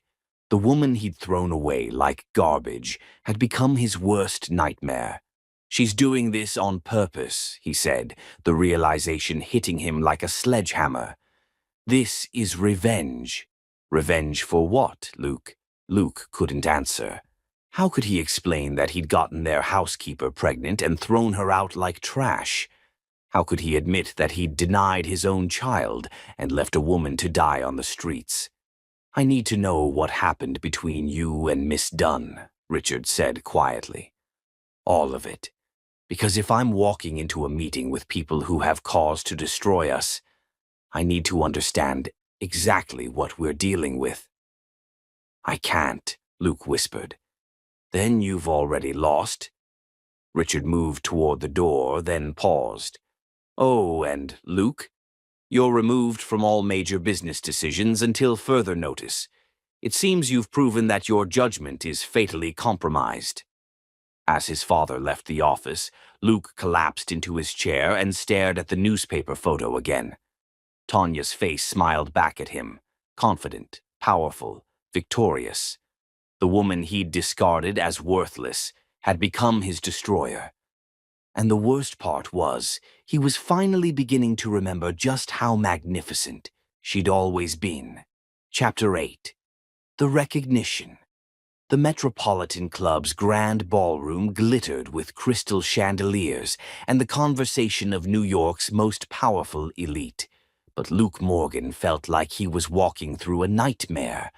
The annual philanthropy gala was the event of the social season, where billion-dollar deals were made over champagne, and charity auctions provided cover for political maneuvering. Luke adjusted his black tie with trembling fingers, his eyes scanning the crowd for any sign of Damon Cross and his wife. His father had insisted they attend, despite Luke's desperate protests. "We need to show strength," Richard had said. Running away now would be admitting defeat. But Luke already knew they were defeated. The meeting at the club 2 days ago had been a masterclass in controlled destruction. He'd watched his father, the man who'd never shown weakness to anyone, treated like an equal by Tanya Dunn, former housekeeper Tanya Dunn, who now commanded more respect in a single conversation than Luke had managed in years of running the family business. "Luke, darling, you look absolutely miserable." Victoria Ashford appeared at his elbow, resplendent in a silver gown that probably cost more than most people's cars. His fiancée was everything a Morgan wife should be: beautiful, well-connected, and completely empty-headed. "Whatever is wrong?"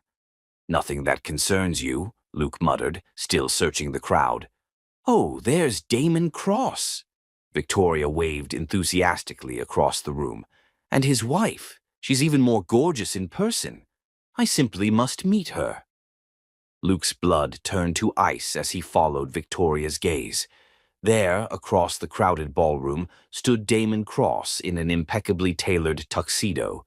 But it was the woman beside him who made Luke's reality shatter into a million pieces. Tanya wore a stunning emerald gown that showcased her curves like liquid silk. Her hair swept into an elaborate updo that framed a face transformed by confidence and power. She moved through the crowd like royalty receiving tribute, accepting greetings from senators and CEOs with the casual grace of someone born to command. In her arms, she cradled a baby, his baby, dressed in a tiny designer tuxedo that somehow made the scene even more surreal and devastating.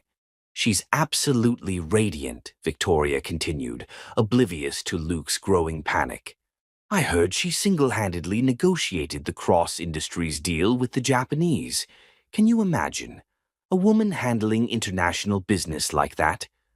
Luke couldn't breathe. The elegant woman commanding attention from senators and CEOs was the same person he'd thrown out of his house in a nightgown. The confident socialite discussing foreign markets with ambassadors was the desperate girl he'd called worthless trash. "Luke, Luke, are you listening to me?" "I need air," he mumbled. But before he could escape, the crowd around them shifted, and suddenly Tanya was walking directly toward them. Time slowed to a crawl as she approached, her emerald gown rustling softly against the marble floor. Up close, she was even more devastating. Her skin glowed with health and happiness, her eyes sparkled with intelligence and something that might have been amusement, and she carried herself with the unmistakable bearing of a woman who knew exactly how powerful she was. "Victoria Ashford," his fiancée gushed, extending a perfectly manicured hand. "I've been dying to meet you, Mrs. Cross. You're absolutely legendary." "How kind of you to say." Tanya's voice was warm, honey over steel, and when her eyes met Luke's over Victoria's head, her smile turned predatory. "And you must be Luke Morgan. I don't believe we've been properly introduced." The audacity of it, pretending they were strangers, hit Luke like a physical blow. Haven't we met before?" "Have we?" Tanya tilted her head thoughtfully as if trying to place him.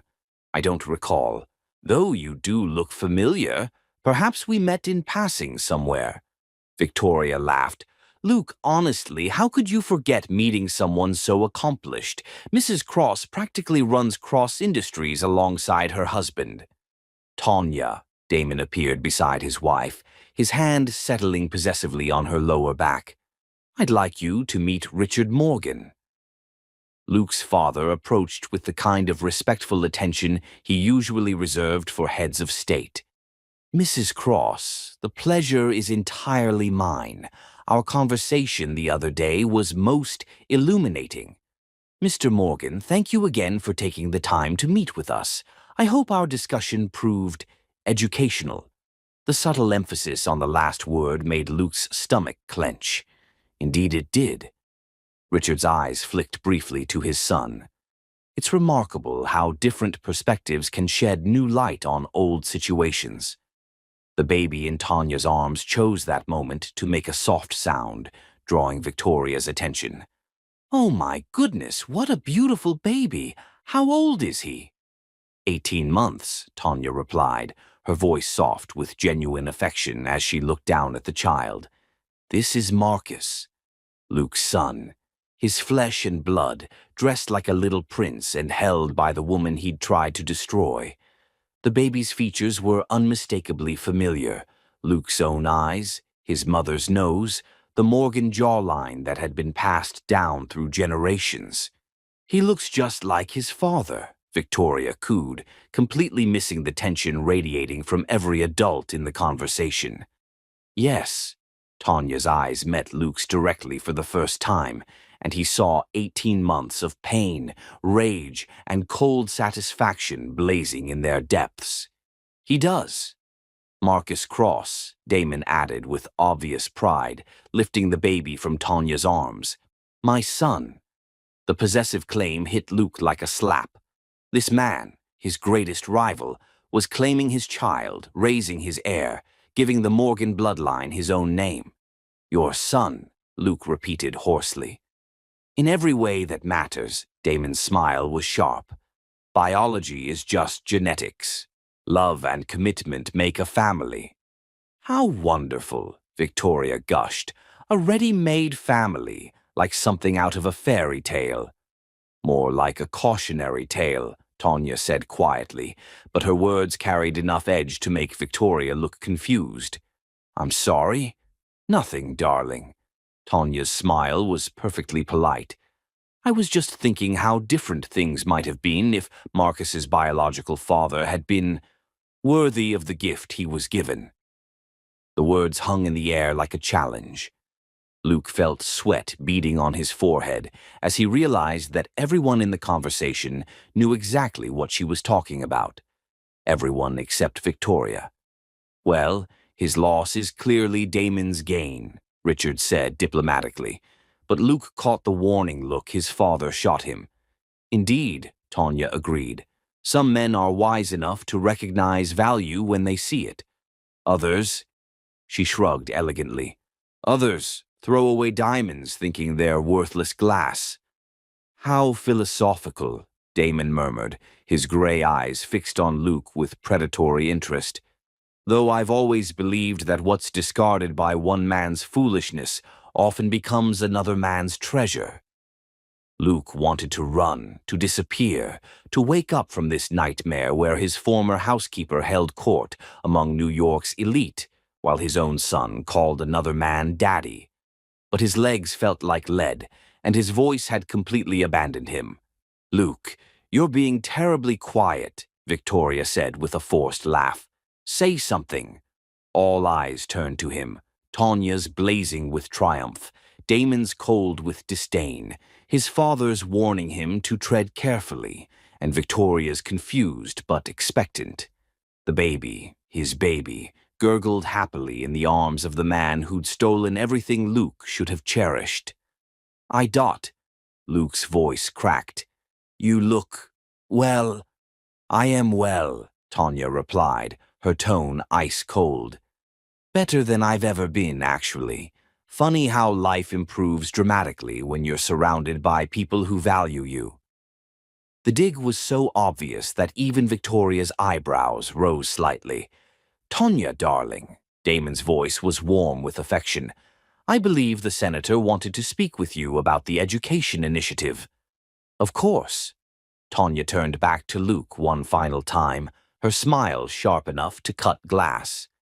"It was educational meeting you, Mr. Morgan. I hope the rest of your evening is everything you deserve." As they walked away, Damon's hand protectively on her back, Marcus babbling happily in his adoptive father's arms, Luke felt something inside him shatter completely. The woman he'd thrown away like garbage was now untouchable, protected by one of the most powerful men in the world, raising his son in luxury and love he'd never even tried to provide.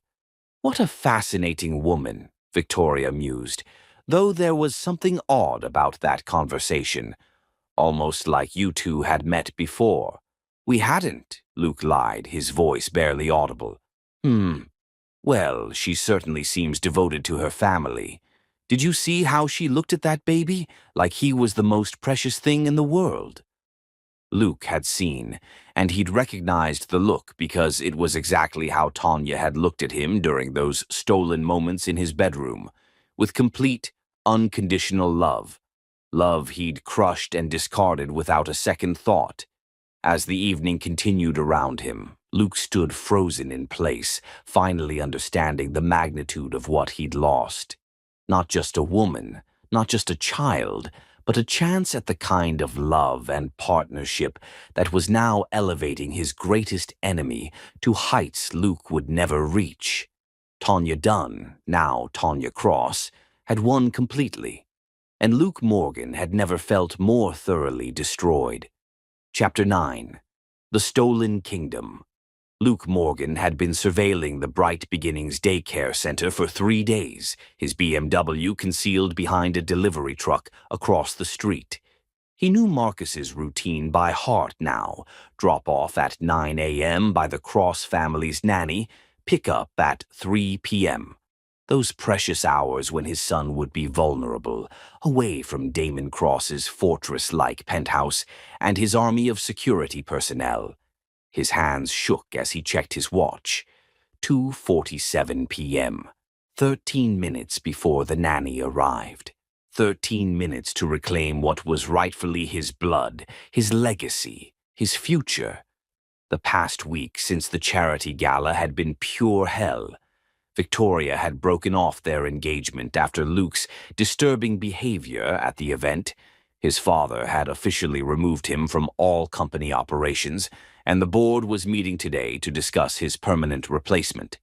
But worse than all of that was the image burned into his mind. His son, his flesh and blood, calling another man Daddy. "I can fix this," he muttered, stepping out of the car. "I can fix everything." The daycare's cheerful facade mocked him with its painted rainbows and smiling suns. Through the window he could see Marcus playing with blocks in a corner, his dark hair catching the afternoon light. Luke's heart clenched with a mixture of love and desperate longing. The boy was perfect, exactly what he'd imagined a Morgan heir would look like. The young teacher at the front desk looked up with a bright smile as Luke entered. "Can I help you?" "I'm here for Marcus Cross," Luke said, trying to keep his voice steady despite the adrenaline coursing through his veins. "I'm his uncle. There's been a family emergency." "Oh my!" The teacher's face fell with concern, but Mr. and Mrs. Cross didn't mention anyone else would be picking up Marcus. "I'll need to call them to confirm." "There's no time," Luke interrupted, moving closer to the desk. "It's his grandmother. She's in the hospital. Mrs. Cross asked me to get Marcus immediately." The teacher hesitated, clearly torn between protocol and compassion. "I really should call." "Please." Luke let desperation bleed into his voice. "Every minute counts." Behind her, Marcus had noticed the commotion and toddled over, his bright eyes curious. When he saw Luke, he tilted his head with the innocent confusion of a child who almost recognized a stranger. "Daddy?" Marcus asked hopefully. The word hit Luke like a physical blow. His son was looking for Damon Cross, the man who'd stolen his family, his life, his future. "I'm your real daddy," Luke whispered, dropping to his knees in front of the boy. "Your real father." But Marcus stepped back, suddenly shy, and reached toward the teacher for comfort. "Sir, you're frightening him," the teacher said firmly. "I really need to make that call." Luke's control snapped. Months of rage, humiliation, and loss exploded outward as he lunged forward and scooped Marcus into his arms. The toddler immediately began crying, struggling against Luke's unfamiliar grip, with the terror of a child who knew something was very wrong. "He's my son," Luke shouted over Marcus's wails. "My blood. No one can keep me from my own child. Sir, put him down. I'm calling security." But Luke was already running, Marcus screaming in his arms as he pushed through the daycare's front door. Other parents in the parking lot stopped and stared as he raced toward his BMW, a grown man kidnapping a terrified child in broad daylight. "Help!" the teacher screamed from the doorway. "Someone stop him!" Luke's hands fumbled with the car seat he'd hastily installed that morning. Marcus's cries had turned to heartbroken sobs, the kind that spoke of genuine terror. For a moment, Luke hesitated. This wasn't how it was supposed to go. His son was supposed to recognize him, to want to come home. "It's okay," Luke whispered desperately. "Daddy's here. I'm going to take care of you." But Marcus only cried harder, calling for Mama and Dada with increasing panic. Luke managed to secure the car seat and jumped behind the wheel, his heart pounding as sirens wailed in the distance. He'd planned to take Marcus to his apartment, to have time to explain, to make his son understand. But now, with police cars visible in his rearview mirror, that plan was crumbling. His phone rang, Damon Cross's name flashing on the screen. With trembling fingers, Luke answered, "You have exactly 60 seconds to return my son before I end you." Damon's voice was pure ice, more terrifying than any scream. "He's not your son," Luke shot back, taking a sharp turn that made Marcus cry harder. "He's mine. His blood, his DNA. His blood doesn't make you his father, you pathetic piece of shit. Love makes a father. Protection makes a father. And you've never given him either. I can learn. I can be what he needs. By terrorizing him? By kidnapping him from daycare?" Damon's laugh was harsh. "You're proving exactly why you don't deserve to breathe the same air as him." Luke could see Cross Industries' black SUVs converging from multiple directions, a coordinated response that spoke of military precision. Damon hadn't just called the police, he'd mobilized a private army. "I just want a chance," Luke said desperately. "I just want him to know who I am." He knows who his father is. He calls him Dada every morning and every night. You're nothing to him but a stranger who just traumatized him. The truth of those words hit Luke harder than any physical blow. In the rearview mirror, Marcus had exhausted himself, crying, and now sat silent, tears streaming down his face as he clutched a small stuffed animal Luke hadn't even noticed him grab. "Sir, this is NYPD," a voice crackled over a loudspeaker. "Pull over immediately and release the child." Luke's car was surrounded now, blocked in by police cruisers and Cross Industries vehicles. Through his windshield, he could see Damon stepping out of a black Bentley, his face a mask of barely controlled rage. Beside him, Tanya emerged, and even at a distance, Luke could see she was shaking with fury. "It's over, Luke," Damon's voice came through the phone. "Get out of the car, now." "Promise me," Luke said desperately. "Promise me I can see him. Visitation rights. Something." "You gave up any rights to him when you threw Tanya away like garbage." Damon's voice could have frozen hell. "You made your choice. Now live with the consequences." Luke looked back at Marcus one more time. His son had stopped crying, but was staring at him with wide, frightened eyes that would probably haunt Luke's nightmares forever. "I'm sorry," Luke whispered to the boy who couldn't understand. "I'm so sorry." He turned off the engine and slowly raised his hands as SWAT officers surrounded his car.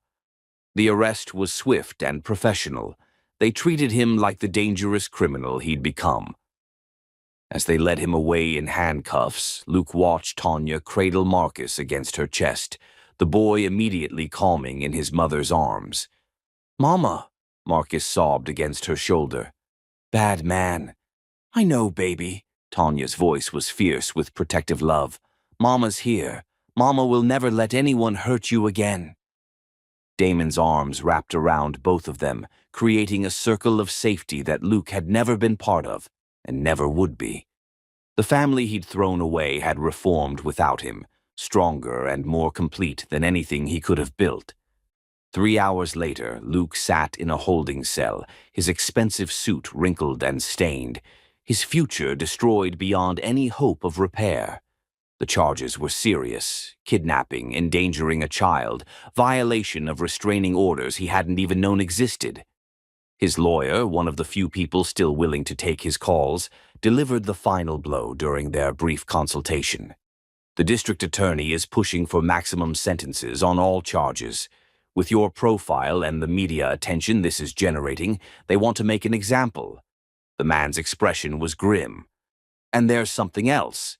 Damon Cross has filed for expedited adoption proceedings based on abandonment. Since you were never on the birth certificate, never provided support, and now have a kidnapping conviction, the court is fast-tracking his petition." "He can't do that," Luke said desperately. "I'm the biological father who kidnapped the child and traumatized him. Luke, you have no legal standing here. You were never on the birth certificate, never provided support, never even acknowledged the boy's existence until today. But my rights, you have no rights. You gave them up when you threw out his mother." The lawyer's voice was final. "Mr. Cross's adoption will be approved within the week. Legally, you'll have no connection to that child whatsoever." Luke stared at the concrete walls of his cell, finally understanding the completeness of his defeat. Tanya hadn't just taken his business, his reputation, and his future. She'd erased him from his own son's life entirely. Somewhere across the city, Marcus was probably being tucked into bed by the only parents he'd ever known, safe and loved in ways Luke had never even considered providing. The boy would grow up as Marcus Cross, heir to a tech empire, protected by unlimited wealth and power, never knowing that his biological father had been the monster who'd tried to steal him away from everything good in his life. And Luke Morgan, disgraced, alone, and facing years in prison, finally understood that some betrayals echo through generations, and some mistakes can never, ever be forgiven. Chapter 10. The Crown Taken. The Morgan family estate looked exactly as Tanya remembered it, imposing Gothic architecture surrounded by manicured gardens that whispered of generational wealth and unshakable power. But now, as she stepped from her Rolls-Royce onto the circular driveway, she wasn't the desperate housekeeper who'd been dragged out in shame. She was the conquering queen returning to claim her rightful throne. "Welcome home, Mrs. Cross," Damon murmured beside her, his hand protectively resting on her rounded belly where their twins grew strong and healthy. "It feels perfect," Tanya replied, her voice rich with satisfaction as she surveyed the property that now belonged to them. 18 months had passed since Luke's imprisonment for kidnapping, and the Morgan family's complete destruction had been swift and thorough. Marcus, now 3.5 years old, ran beside them holding his father's hand, chattering excitedly about the big castle they were visiting. He remembered nothing of his biological father. That terrifying stranger who'd stolen him from daycare was just a nightmare that had faded from his young mind. To Marcus, Damon Cross was simply Daddy, the man who read him bedtime stories and taught him to build spaceships with blocks. "Mama, big." Marcus pointed at the mansion with wonder. "Yes, baby, very big." Tanya lifted him into her arms, pressing a kiss to his dark hair. "This is where Mama used to work, before Daddy found us and made us a real family." The massive front doors opened as they approached, revealing a figure Tanya had been anticipating with dark pleasure for months. "Mrs. Cross," Eleanor Morgan said quietly, her voice stripped of the imperious authority it had once carried. Luke's mother stood in the doorway wearing a simple black dress and an expression of profound humiliation. "Welcome. Everything is prepared as you requested." The fall of the Morgan matriarch had been particularly satisfying to watch. Eleanor, who had once barely acknowledged Tanya's existence, now depended on her former housekeeper's mercy for survival. With Richard Morgan dead from a stress-induced heart attack, Luke imprisoned, and their assets frozen by federal investigators, Eleanor had been left with nothing but mounting legal bills. Her society friends had abandoned her the moment scandal broke. It was Tanya who'd offered her a lifeline, employment as head housekeeper in the mansion she'd once ruled, the only job reference she could provide in her disgraced state. "Thank you, Eleanor," Tanya said graciously, stepping into the marble foyer where she'd once scrubbed floors. I trust the preparations for tonight's dinner party are proceeding smoothly. Yes, ma'am. The senator's party will be served at 8, exactly as you specified. Excellent. Tanya handed Marcus to Damon and moved deeper into the house, her heels clicking on the marble she'd once cleaned on her hands and knees. And the master bedroom? Completely redecorated according to your specifications. I've moved my things to the servants' quarters, as requested. The servants' quarters, where Tanya had once lived in a tiny room, barely larger than a closet, grateful for employment and dreaming of impossibilities. Now Eleanor Morgan, society queen, charitable foundation board member, arbiter of New York's elite social circles, slept in that same cramped space, dependent on Tanya's charity for her very survival. How the mighty have fallen, Tanya murmured, running her fingers along the banister of the grand staircase she'd polished countless times. Ma'am? Eleanor's voice was carefully neutral. Nothing, Eleanor, just reminiscing. Tanya turned with a smile that didn't reach her eyes. Tell me, have there been any messages from your son? Eleanor's face went ashen. No, ma'am. Luke is... He's not permitted contact with anyone outside his approved list. Of course. Such a pity about his situation. Tanya's voice dripped false sympathy. A brilliant young man with such promise, reduced to menial labor in a federal facility. Though I suppose he's learning valuable lessons about humility and consequence. The truth was even more delicious than Tanya let on. Luke wasn't just imprisoned. He was broken. Reports from guards and inmates painted a picture of a man who'd lost his mind along with his freedom. He spent his days in the prison laundry, washing uniforms and muttering about lost opportunities and stolen children. His fellow inmates called him Baby Daddy and delighted in tormenting him about the son who'd grown up, calling another man father. Ma'am, Eleanor said quietly, if I may ask, will you be requiring my services permanently? The question hung between them, loaded with desperation. Eleanor knew as well as anyone that without Tanya's protection, she would end up homeless and destitute. Her social circle had abandoned her the moment the Morgan fortune evaporated, and no one in their world employed disgraced society matrons as housekeepers. That depends, Tanya said thoughtfully, on your performance, your attitude, and your willingness to remember your place. I understand completely. Do you? Tanya stepped closer, her voice dropping to barely above a whisper. Because there was a time when you looked at me like I was dirt beneath your shoes, when you treated me like my thoughts, my feelings, my very existence was meaningless. Do you remember that, Eleanor? The older woman's hands trembled slightly. I was wrong. I see that now. You were wrong, Tanya agreed, and now you serve the woman you once dismissed as just the help. You clean the floors I walk on, prepare the meals I eat, and depend on my mercy for your survival. Tell me, how does that feel? Eleanor's composure finally cracked. Tears gathered in her eyes as she whispered, like justice. Good answer. Tanya's smile turned genuine. We'll get along just fine, Eleanor, as long as you remember that every comfort you enjoy, every kindness you receive, every moment of security you have, it all comes from me, the woman your son threw away like garbage. I remember, Eleanor said brokenly. I'll never forget. See that you don't. The sound of a car in the driveway interrupted their conversation. Through the windows, Tanya could see another vehicle approaching, an old, battered sedan that looked completely out of place among the luxury cars typically seen on the estate. Are you expecting someone else? Damon asked, joining them with Marcus still in his arms. Tanya's smile turned predatory. Actually, yes. I believe that's our final guest for the evening. Eleanor looked confused. Ma'am, I wasn't told about any additional— It's not a guest for dinner, Tanya interrupted. It's someone who's come to beg for scraps. The knock on the door was hesitant, almost apologetic.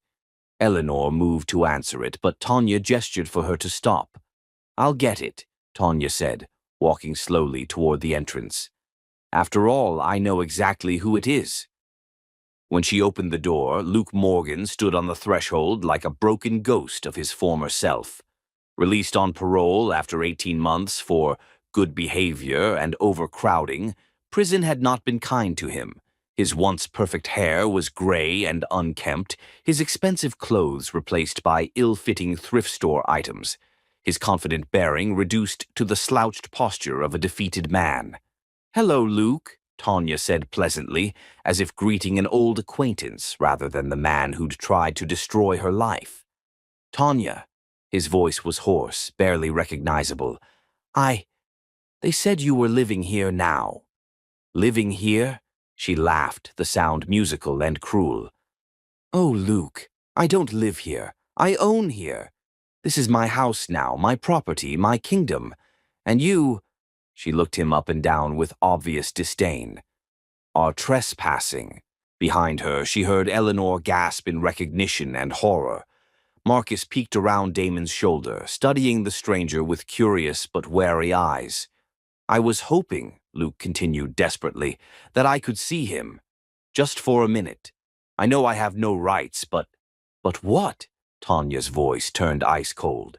"You thought after kidnapping him, traumatizing him, and serving time in federal prison, you deserved a reward? He's my son." "No." Damon's voice cut through the air like a blade as he stepped forward, Marcus secure in his arms. "He's my son.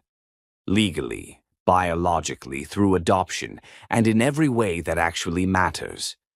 You're just the sperm donor who tried to hurt him." Luke's eyes fixed on Marcus with desperate hunger. "He looks so much like me," Damon finished firmly. "He has my name, my protection, my love. He calls me Daddy because that's what I am. You're nothing to him but a cautionary tale." "Marcus," Luke whispered, reaching toward the boy. Marcus immediately hid his face against Damon's shoulder, clearly frightened by the stranger's intensity. "No," the toddler said firmly.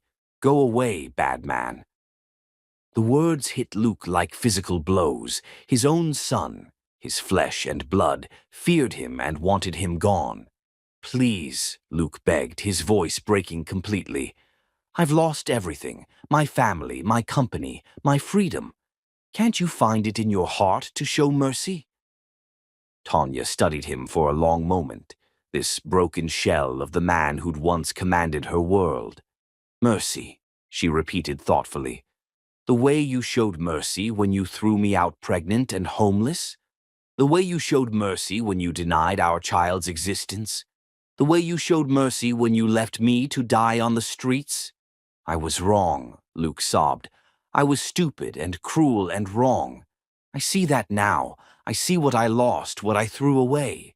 Please, I'm begging you." "You're begging the wrong person," Tanya interrupted. "You should have begged for Marcus's forgiveness when you kidnapped him. You should have begged for mine when you had the chance. But that time is over." She stepped closer to him, close enough that he could see the diamonds around her neck, the designer dress that cost more than he'd made in prison, the glow of pregnancy and happiness that radiated from her. "Look at me, Luke," she commanded with deadly softness. "Really look. I am everything you could have possessed, brilliant, beautiful, wealthy, powerful. I could have been your empress, your equal, the mother of your dynasty. Instead, I became all of those things for a man who recognized my true worth." "I know," Luke whispered brokenly. "I know what I destroyed. Do you? Because I don't think you comprehend the magnitude of your loss." Tanya's voice was velvet wrapped around razor wire. "You didn't just lose a woman. You lost the love of your lifetime. I loved you with religious devotion, with everything I possessed. And you obliterated that gift for what? Arrogance? Cowardice? fear of what your pathetic social circle might whisper. I was an idiot. Yes, you were. And now you get to live with that knowledge for the rest of your miserable life. She stepped back, her hand moving protectively to her belly. These babies I'm carrying, they'll grow up knowing their worth, knowing they're treasured, knowing their father would move heaven and earth to protect them. They'll never doubt for 1 second that they're loved. Tanya, please, get off my property, she said quietly, and don't come back. Ever. If I see you within a mile of my family again, I'll have you arrested for violating your restraining order. I have nowhere else to go, Luke said desperately. No money, no family, no hope. That's not my problem. Tanya's voice was final. You made your choices. Now live with them. She began to close the door, but Luke's broken voice stopped her. I loved you, he whispered. I did love you. I was just too proud and stupid to admit it. Tanya paused, studying his haggard face. For just a moment she saw a ghost of the man she'd once worshipped, the man whose bed she'd shared and whose child she'd carried with such hope. I know you did, she said softly. That's what makes this so perfect. You lost the love of your life because you were too weak to fight for it. And now you get to watch her live happily ever after with someone who was strong enough to claim her. The door closed with a final echoing slam. Through the window, Tanya watched Luke stand on her doorstep for several long minutes before finally walking away, his shoulders shaking with silent sobs. He got into his battered car and drove away from the estate that had once been his birthright, now banished forever from the kingdom he'd inherited and lost. Is it over? Damon asked quietly, pulling her into his arms. Tanya leaned back against his chest, watching Luke's car disappear down the long driveway. In her arms, Marcus played with her necklace, completely secure in his parents' love. In her belly, 2 new lives grew strong and safe, surrounded by the wealth and protection their father would provide. It's over, she confirmed. Luke Morgan is nothing now, less than nothing, and we... She gestured to encompass their family, their empire, their perfect life. We have everything. As night fell over the Morgan estate, now the Cross estate, Tanya stood in the master bedroom that had once belonged to the family that employed her. She'd redecorated completely, erasing every trace of the Morgans and replacing it with her own elegant taste. This room where she'd once changed sheets and dusted furniture was now her sanctuary, her throne room, her castle. The woman who'd once been thrown out in shame now ruled the kingdom, while the king who'd banished her lived in exile and despair. The revenge was complete, the victory absolute, and Tanya Cross, née Dunn, had never been happier,